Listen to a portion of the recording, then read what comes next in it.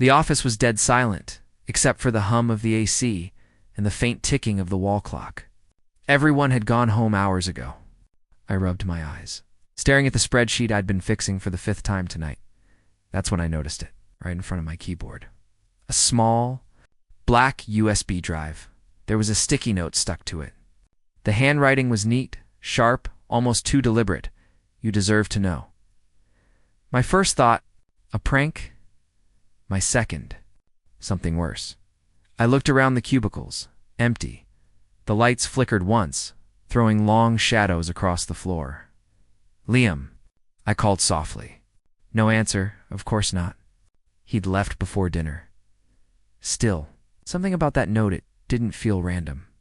I picked it up, turning it over in my fingers. "You deserve to know," I muttered. Know what? Against every rule drilled into me by it, I plugged it into my computer. The drive blinked red once, then opened automatically. Only one folder. Internal. Inside, a handful of files all encrypted, except one video file. I double-clicked. The screen flickered, and 2 figures appeared in the frame grainy, like security footage. I recognized the first instantly. Liam Ward. My best friend. My teammate. He was sitting across from someone else, Mr. Harlan, the CEO. "Is it done?" Harlan's voice was low, deliberate. "Almost," Liam replied. "He won't see it coming. The numbers look like his edits." I leaned closer, my pulse quickening. Harlan smirked. "Good. Once the audit hits, we'll need someone to take the fall. You'll be promoted after the cleanup." The video cut off there. For a full minute, I couldn't move. The cursor blinked like it was waiting for my reaction. "No," I whispered. "That can't be real." I replayed it. Same voices, same words, same gut punch. I stood, pacing the room. Liam and I had worked side by side for 3 years. He'd helped me when my father passed, when I nearly quit after the last merger. He'd been solid, dependable. So why the hell would he? A sound made me freeze. The elevator dinged faintly in the distance. I minimized the screen, my heart thudding. The doors slid open down the hall, followed by footsteps. I whispered to myself, "Don't panic." The footsteps stopped near the corner, then silence. I glanced toward the glass partition. Liam's reflection appeared for half a second before he walked past toward the exit. Phone pressed to his ear. I swallowed hard. Did he forget something? Or was he checking if I found it? I ejected the USB quickly, saving the files onto my personal drive. The data progress bar crawled while I muttered under my breath, "Come on, come on." When it finished, I shoved the USB into my pocket, grabbed my bag, and powered off my screen as I stepped into the hallway. I caught my reflection in the glass pail, tired, eyes wide with doubt. "Maybe it's fake," I whispered. "Maybe it's not what it looks like." But the words felt hollow. The elevator doors closed around me with a soft hiss, sealing the quiet behind. For the first time in years, I didn't want to come back to work tomorrow. Asterisk the next morning, everything felt off. The office was the same desks, same dull lights, but the air felt heavier. I walked in with my usual coffee, pretending nothing had changed. Ryan was the first to speak. "Big day, huh?" he said, grinning. I frowned. "Big day for what?" He winked. "Come on, man." Don T played dumb. Word is, promotion talk circling again. "Congrats in advance promotion?" My stomach tightened. "Who told you that?" "Liam, I think," Ryan said casually. "Or maybe Harlan himself." "You deserve it, though." Forced a smile. "Yeah. Thanks." Inside, my thoughts spun. Promotion. That's what they called it in the video, too. A reward. After I took the fall, Liam walked in a few minutes later, laughing with a client on the phone. "Morning, Ethan," he said without looking at me. His voice was easy, his posture relaxed. "Morning," I replied, studying his face. He didn't meet my eyes. Every movement seemed rehearsed as smooth. I was too careful. At lunch, Clara stopped me in the break room. She was holding her cup like she'd been waiting. "Hey," she said softly. "You've been quiet lately." Just tired, I said. She tilted her head. Ryan mentioned your promotion. I didn't think you were aiming for management. I almost laughed. Neither did I. She smiled. You deserve it, though. You've been carrying half the team. Her words felt like small knives. I wondered if she'd say the same thing when she found out what promotion really meant. When she left, I sat down and pulled out my phone under the table. The USB files were still there. I opened the video again. Harlan's voice. Liam's smirk. The line that burned into my brain, he won't see it coming. But this time I noticed something I hadn't before. The Smouts recorded 32 days ago. A full month. They'd been planning this while we had lunch together, while we worked overtime fixing Harlan's mess. My coffee turned bitter in my mouth. Everything okay? Liam's voice cut through my thoughts. He was behind me, leaning on the counter. I pocketed the phone. Yeah, fine, you sure? You look tense. I forced a laugh. Just didn't sleep much. He smiled, tight, polite, fake. Take it easy. Big things coming. He left before I could respond. The room went silent again. Except for the hum of the vending machine. I stared at my reflection in the microwave door-tired eyes. Tight jaw. Big things coming. I wasn't sure if it was a threat or a warning. Either way, I knew one thing. Whatever they'd planned, I wouldn't wait quietly for it to happen. It was almost midnight when I finally gave in to curiosity. The office was empty. Just the hum of the air conditioner and my reflection in the monitor. I plugged in the USB again.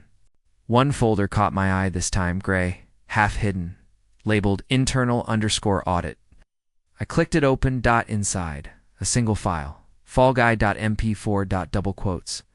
My stomach twisted. I hovered over it for a full minute before pressing play. Mr. Harlan appeared first. Leaning back in his chair, voice cold and steady. We'll move the discrepancies under Ethan's ID. He's clean enough to make it believable. Then Liam's voice. Calm, familiar, almost bored. And when it blows up. Harlan smiled. He takes the hit. We promote you. He disappears quietly. A silence filled my head. My name? My reports. My friend, I rewound it. Again and again. The sound of their voices burned deeper every time. By the fifth replay, my hands were shaking too much to type. I shut the laptop, staring into the dark screen. Liam, my best friend. I didn't even realize I'd called him until he answered. Ethan, it's late. What's up? I swallowed hard. We need to talk now. He hesitated. Can it wait till morning? No, I said. It can't. We met outside a diner near the office. The street was empty, the neon flickering like it was nervous for me. What's this about? He asked, shoving his hands into his pockets. You tell me, I said quietly. What's fallguy.mp4? His eyes flickered for just a second, then smoothed over. What are you talking about? Don't do that, I snapped. Don't pretend, he laughed softly, shaking his head. Ethan, you've been working too hard. Maybe you opened something that I cut him off. It was your voice, Liam. You and Harlan, talking about me. About framing me. He looked me dead in the eye. That's ridiculous. Say it again, I said. Say you didn't do it. I didn't, he replied smoothly, without blinking. Whatever you found, it's fake. Someone's playing you. I wanted to believe him. I really did. But I could still hear his voice from the video, lazy and calm. And when it blows up? Right, I said finally, stepping back. Fake. Go home, he said. Sleep it off. I turned away before he could see my face. At home, I copied everything to a hidden drive. The screen glowed as file bars crawled forwards low, defiant proof of betrayal. When it finished, I stared at the clock. 2:47 a.m., my pulse still wouldn't slow. I needed someone who'd listen. Someone I could trust. Dr. Meera Patel, my old therapist. I called her office. To my surprise, she answered, Ethan. It's late, are you okay? No, I said quietly. I think someone's trying to destroy me. She was silent for a moment, then said, Come by tomorrow. Bring whatever you found. Her calm voice steadied me for the first time that night as I hung up. I looked down at the USB, still plugged in, its small red light blinking like a warning heartbeat, and for the first time, I realized I wasn't just a victim in their game. I was the evidence they didn't expect to survive. Asterisk the next morning. I walked into the office like nothing had happened. I smiled, greeted people, even joked with Ryan at the elevator. My hands were steady, but my stomach was a knot of glass. Liam was already at his desk. He looked up when I passed. "Rough night?" he asked casually. "Could say that," I replied, forcing a grin. "Didn't sleep much." "Yeah," he said, stretching back in his chair. Big projects can do that to a man. His tone was light, but his eyes lingered too long. At noon, invited me to lunch, same cafe we'd gone to every Friday for 3 years. I almost said no, but I needed to see how deep the act went. We sat outside. The city noise was loud enough to hide our words. "So," Liam said, stirring his coffee, "you've been quiet lately." "Just focused," I said. "You know how audits are?" Oh. He smiled faintly. "Sure. Just be careful what you dig into." I met his gaze. "That a warning?" He leaned forward. "Friendly advice. Don't make enemies you can't afford." The words hit like a slow punch. Calm, practiced. Threat wrapped in friendship. I stared at him for a long second, then nodded. "Got it. I'll keep my head down." He smiled again, that same easy grin I'd once trusted. "Good man." When I got back to my desk, Nora Blake was waiting. HR Director Sharp, unreadable. "Ethan, can we talk?" she said quietly. I followed her into a small meeting room. She closed the door and didn't sit. "Your name came up," she said. "In what context?" I asked. "Fraud reviews," she said softly. "Upper management's doing a sweep."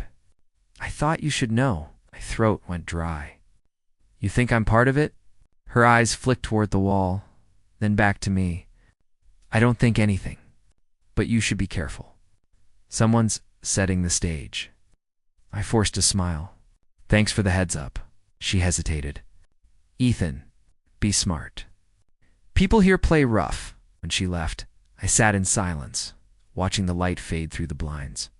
My reflection in the glass looked older somehow, Liam. Harlan. Maybe more. It wasn't just betrayal, it was a network. And I was the scapegoat they'd already chosen. But they'd underestimated one thing. I wasn't done yet that night. I erased every trace of the USB from the company's system. I made backups on hidden drives. I encrypted them twice. If they wanted a fall guy, I'd give them one.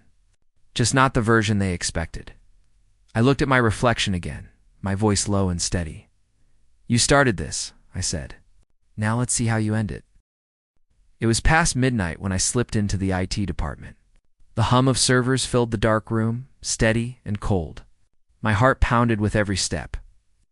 I sat at one of the terminals and plugged in the USB. The login screen glared back at me, password protected. I started guessing combinations, fingers trembling. Should I ask what you're doing? I froze. Sophie Lynn stood by the doorway, holding a mug of coffee. Her black hair was tied up, eyes sharp behind her glasses. I forced a weak smile. "Just checking something for Harlan." She raised a brow. "At midnight. Without clearance." Silence stretched. Then she sighed and walked closer. "You're a terrible liar, Ethan," I exhaled, rubbing my forehead.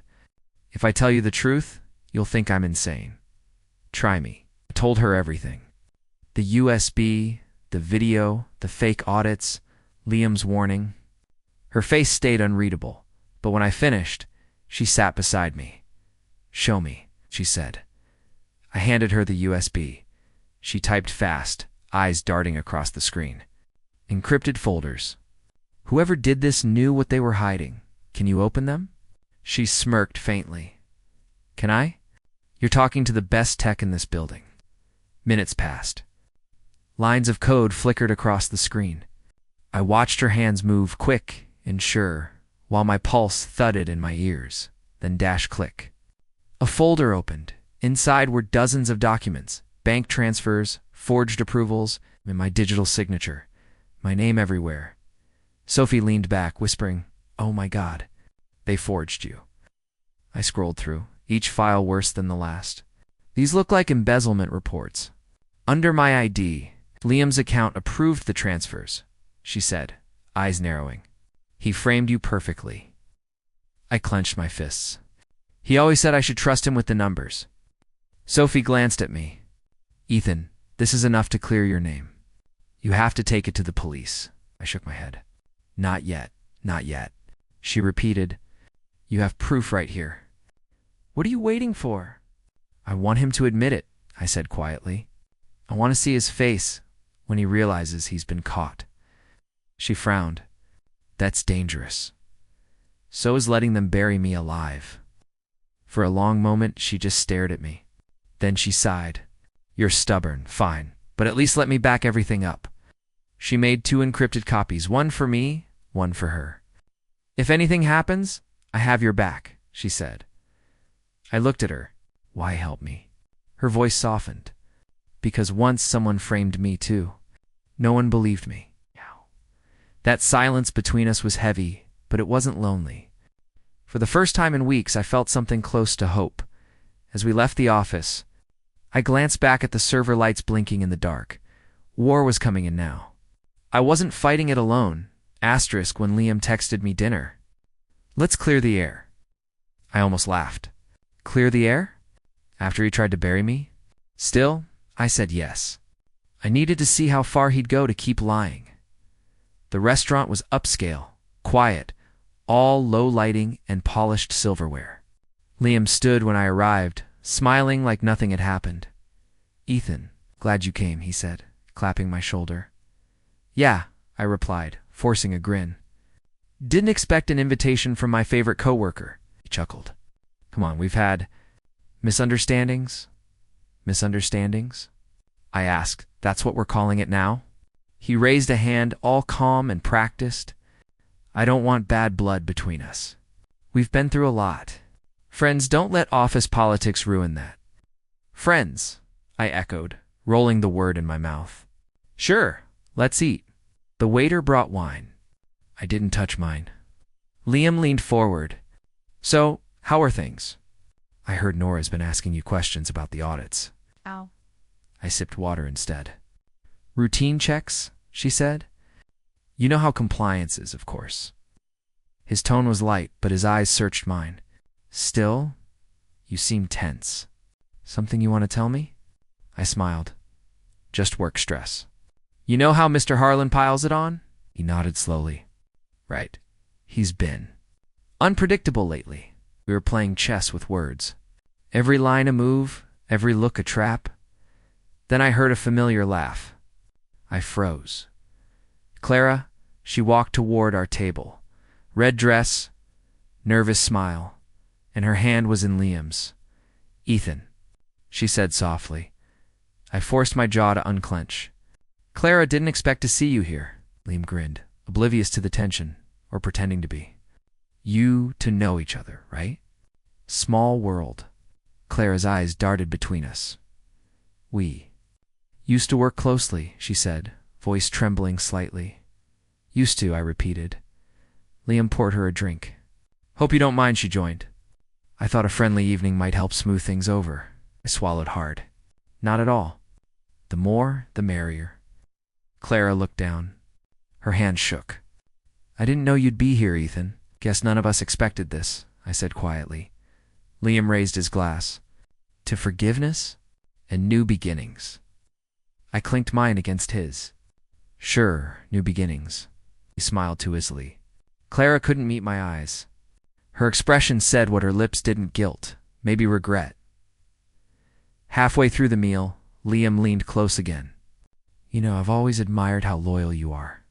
"To a fault, maybe?" "Yeah," I said evenly. "That's one of my biggest flaws." He grinned. "Don't lose that, Ethan. It's what makes you predictable." For a moment, I forgot to breathe. When I finally stood to leave, I turned to Clara. "Good seeing you again." Nice. Softly, her whisper followed me as I walked away. "I'm sorry." I didn't turn back. The night air hit like glass. My pulse was steady now, cold, controlled. They thought I was the fool in this game. They'd forgotten. I still had the files, and I was done pretending to forgive. When Sophie called me that night, her voice was sharp with purpose. "Ethan, you said you wanted proof. Let's make him hand it to us himself." "You mean bait him?" "Exactly," she said. "We set up a meeting. He thinks it's confidential. I'll record everything. The first time in weeks, I felt something close to control. Let's do it." The next day, the office hummed with the usual noise: phones, chatter, fake smiles. Sophie slipped a note into my hand as she passed my desk. "Conference room B, 7 p.m. I'll handle the setup by evening." The building was nearly empty. The conference room lights glowed low and cold. A small recorder sat hidden under a stack of files. Sophie adjusted it carefully. "He won't see it," she whispered. I nodded. "And he thinks you called this meeting?" She smirked. "He's too arrogant to question it. Told him you were on the edge, ready to confess to Harlan. Said he could get ahead of it if he helped." "Perfect." We heard footsteps. Sophie slipped into the shadows behind the glass divider. I stayed silent in the hallway, just out of sight. Liam entered, all swagger and cologne. "Sophie," he said smoothly. "You said this was urgent?" "Yes," she replied evenly. "I wanted to make sure we're aligned before Ethan talks to Harlan." He chuckled. "Aligned?" "Sophie, we're miles ahead of him. The guy's clueless." "You're sure?" she asked. "He's been quiet lately." Liam leaned against the table. "Of course, I'm sure. Harlan trusts me completely. Ethan's the perfect fall guy. Loyal, naive, predictable. Harlan wanted a cleanup. I made it happen." My pulse hammered, but I stayed still. Sophie tilted her head. "So you really forged his reports?"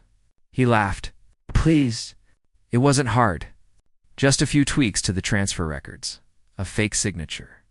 Harlan said, 'Make it look clean.' So I did. When the audit hits, Ethan's career is over." Sophie's tone softened, baiting him further. "That's bold," Liam grinned. "Bold wins. You'll see. Once Ethan's gone, there's an opening. Harlan already hinted at promoting me. That's what loyalty gets you, Sophie." Her silence stretched, perfectly timed. Then she whispered, "And what if Ethan fights back?" "He can't. He doesn't have the guts. He'll probably beg for mercy." That was my cue. I pushed open the door. The sound made Liam flinch. His smirk vanished as soon as he saw me. "Ethan," he stammered, "what are you doing here?" I walked closer, calm, controlled, listening. "That's what I've been doing lately." He glanced at Sophie. "You set me up?" She crossed her arms. "You set him up first." He turned back to me, voice trembling now. "You don't understand. I understand perfectly," I cut in. "You framed me. You bragged about it. And now?" I pulled the recorder from under the file stack. "You confessed on tape." His face drained of color. "You wouldn't." "Oh, I would." I smiled faintly. "But I don't need to. I'll just let Harlan hear what loyalty sounds like when it rots." He lunged forward, desperate. "We can make a deal." I stepped back. "The deal's over, Liam. You played your hand. Now it's my turn." Silence filled the room, heavy, final. As I walked out with Sophie, I didn't look back. For the first time, it was his name on the edge of ruin, and I didn't feel sorry at all. Asterisk, I didn't sleep that night. The glow of my laptop screen burned into my eyes as I composed the message. No name, no signature. Just a single line: "You deserve the truth." Then I attached the files, the recordings, the forged transfers, the video of Harlan calling me the perfect scapegoat. And I hit send. To the board. To the regulators. To the police, there was no going back. By morning, Novatech wasn't the same company. Phones rang nonstop. Executives ran through the halls, whispering like frightened ghosts. I walked in calm, coffee in hand, pretending not to notice the storm I'd started. Ryan stopped me near the elevators. "Ethan, what the hell's going on?" "They're saying Harlan's been detained." Is that true? I shrugged. Maybe guess the truth finally showed up for work. His eyes widened. And Liam? He's suspended. Legal's crawling through his accounts. Sounds fair, I said. He was always good with numbers. Ryan swallowed hard. You knew something, didn't you? I knew enough. He stepped back, reading something in my tone he didn't like. I left him there, shaking. The office air felt heavier than ever. Security officers walked past me, heading straight toward Harlan's office. Glass shattered as someone slammed a door. Whispers turned into panic. I should have felt triumphant, but all I felt was tired. Then I heard her voice. Ethan, Clara. She stood by the break room door, eyes red, fingers trembling. Can we talk? I didn't answer, but she followed me anyway, her heels clicking behind me like echoes of the past. I didn't know it would go this far, she said quickly. I thought they were just trying to move you aside, not destroy you. I turned to her. You knew? Her breath caught. Not everything. I heard things Liam talking to Harlan late at night, documents being switched. But I was scared. You know how they are. I laughed, bitter and quiet. Scared enough to let me take the fall? Tears spilled down her cheeks. Ethan, please. I wanted to tell you. I just didn't know who to trust. You trusted him, I said. That was enough. She stepped closer. I'm sorry. You have to believe that. The same eyes that once held warmth now looked hollow. I believed a lot of things once, I said. That's what got me here. Then what now? She whispered. After all this now? I said, exhaling slowly. Now it's over. Her voice cracked. You're just walking away? I already did, I said, turning toward the door. You just didn't notice. As I walked past the chaos, the reporters, the flashing screens, the sound of careers collapsing, I felt nothing but silence inside. No joy. No hatred. Just release. The storm I unleashed had swallowed them whole. And for the first time in a long time, I didn't feel like the fall guy anymore. The interrogation room smelled faintly of metal and burnt coffee. Detective Grant sat across from me, his badge catching the fluorescent light. He clicked his pen. Mr. Hayes, for the record, this USB was in your possession. How long before you turned it over? 8 days, I said. During which you viewed the contents, correct? I had to, I replied. It was my name they were using. He studied me. You realize withholding this earlier could have complicated the case. I didn't want justice, I said quietly. I wanted the truth. Grant's brow furrowed. Sometimes they're the same thing. Not always. He nodded slowly, jotting something down. All right. That'll do for now. We'll contact you if we need more clarification. As I stood, he looked up again. For what it's worth, Mr. Hasmo's people wouldn't have stayed calm through what you uncovered. Calm. I gave a tired smile. That's not what this is. Outside the precinct, Sophie was waiting by her car, arms crossed. Her face softened when she saw me. How bad was it? She asked. Routine, I said. They wanted to confirm the chain of evidence. You did the right thing, she said. Right doesn't feel good, I muttered. She frowned. Then maybe stop chasing feeling good. Start chasing peace. I looked at her, then away. Peace doesn't come easy after something like this. Sophie reached out, touching my arm. Then make it come easy. Let it go. Her words echoed long after she drove off. Later that afternoon, I found myself in Dr. Patel's office again. She studied me over her glasses. So, it's done. Yeah, I said. They're finished. And you? She asked. I thought I'd feel something. Relief.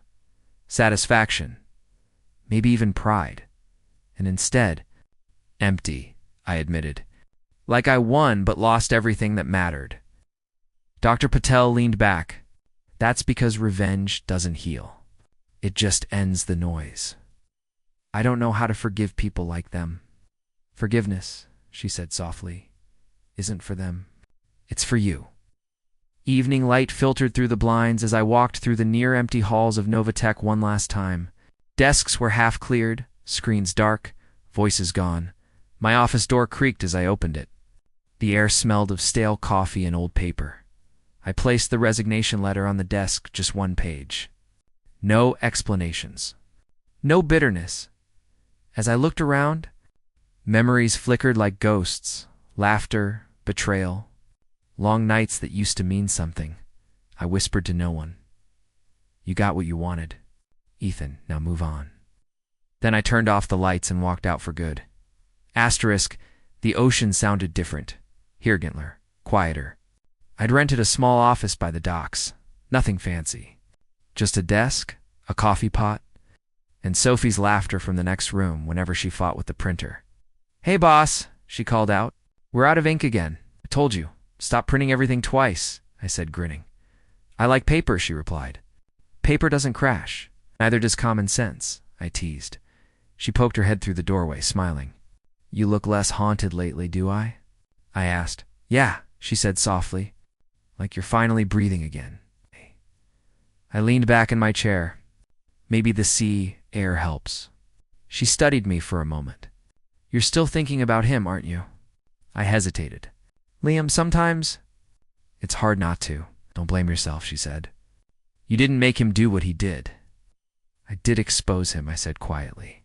That counts for something. Counts for justice, Sophie said. Not guilt. I didn't answer. Some truths still felt too heavy to touch. A week later, a plain white envelope arrived in the mail. No return address, just my name written in neat cursive. Inside was a short letter.